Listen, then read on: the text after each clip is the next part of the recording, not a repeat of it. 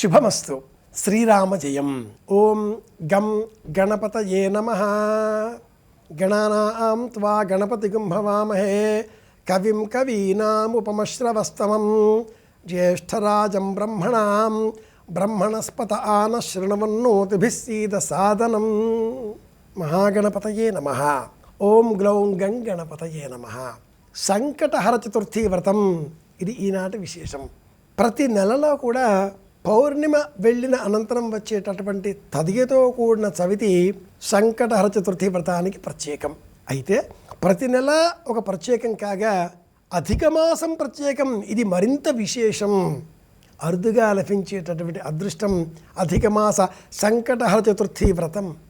శ్రావణ మాసంలో కృష్ణపక్షంలో సంకటహర చతుర్థి వ్రతం ముఖ్య సంకష్టి ప్రారంభం చేయవలసిన రోజు. ఆ రోజు ప్రారంభం చేస్తే ఎంత పుణ్యఫలం బలం మనకు లభిస్తాయో అంత పుణ్యఫలం బలం అంతకు మించి అధిక మాసంలో పాటించినట్లయితే మనం పొందవచ్చు అంటూ శాస్త్ర విజ్ఞానం తెలియజేస్తుంది. నోములకు వ్రతాలకు పుణ్య బలాన్ని పెంచుకునే సమస్త కార్యక్రమాలకు జపాలకు అభిషేకాలకు ఉపవాసాలకు ప్రత్యేకం అధిక మాసం. ఆధ్యాత్మిక గ్రంథాలను దానం చేయడం, మౌనవ్రతాన్ని పాటించడం, పుష్పార్చన చేయడం, గణపతిని స్తోత్రం చేయడం ఈరోజు పాటించవలసిన విధులు. యథాశక్తి ఉపవాస వ్రతం పాటించి సూర్యాస్తమయం అయిన అనంతరం స్నానాదికాదులు మళ్ళీ చేసుకొని పొడి వస్త్రం ధరించి పూజాగృహంలో ఎరుపు వస్త్రం పైన గోధుమలు లేక జొన్నలు రాశిగా పోసి ఆ రాశి పైన రాగి చెంబు ఉంచి ఆ రాగి చెంబు పైన వెదురు బుట్ట ఉంచాలి. గణపతిని ఎప్పుడు పూజించినా వెదురు బుట్టలో ఉంచి పూజించినట్లయితే అద్భుతమైన పుణ్యఫలం మనకు లభిస్తుంది. వెదురు ధనానికి ప్రతీక, వెదురు జ్ఞానానికి ప్రతీక.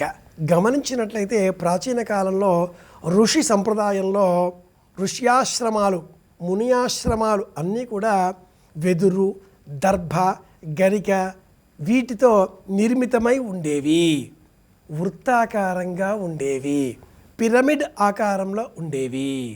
ఇలా ఆ వెదురుతో చేసిన బుట్ట పైన మధ్యలో పసుపు ముద్ద గుండ్రంగా గణపతికి ప్రతీకగా ఉంచి ప్రాణప్రతిష్ఠ చేసి అసునైతే పునరస్మాసు చక్షు లేదా గం గణపతయే నమః అన్నా చాలు, ప్రాణప్రతిష్ఠ అవుతుంది.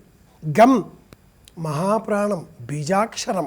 ఈ అక్షరాన్ని స్మరిస్తూ ఆ పసుపు ముద్ద పైన అక్షంతలు పసుపు కుంకుమ ఉంచి యథాశక్తి గణపతయే నమః గణపతయే నమః గణపతయే నమః అంటూ షోడశోపచార పూజలు చేస్తూ నువ్వులు బెల్లం ఈ రెండింటిని బాగా దంచి ఉండలుగా కట్టి ఆ ఉండలను కనీసం 10 సంఖ్యలో ఆ స్వామి ముందర నివేదనగా అర్పించి అనంతరం చంద్రోదయ వేళ వరకు వేచి ఉండి చంద్రుడిని చూస్తూ నమస్తే రోహిణీకాంత అనే శ్లోకాలు వస్తే చెబుతాం, లేదా చంద్రాయ నమః చంద్రాయ నమః చంద్రాయ నమః ఇదమర్ఘ్యం సమర్పయామి అరచేతులు కాసింత అక్షంతలు వేసుకొని నీరు పోసి 3 సార్లు విడిచిపెట్టి నమస్కారం చేస్తే మనస్సుకు ప్రశాంతత చేకూరుతుంది, మనోబలం పెరుగుతుంది.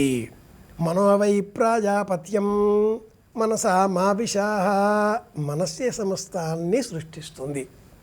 మనస్సు కారణంగానే మనం చేసేటటువంటి సమస్త పనులు మనకు విజయాన్ని అందిస్తాయి. అలాంటి మనస్సును ఆధారం చేసేటటువంటి రూపంలో గణపతిని మనం స్తోత్రం చేయాలి. మనస్సును ప్రభావితం చేసేటటువంటి పరమదైవం గణపతి.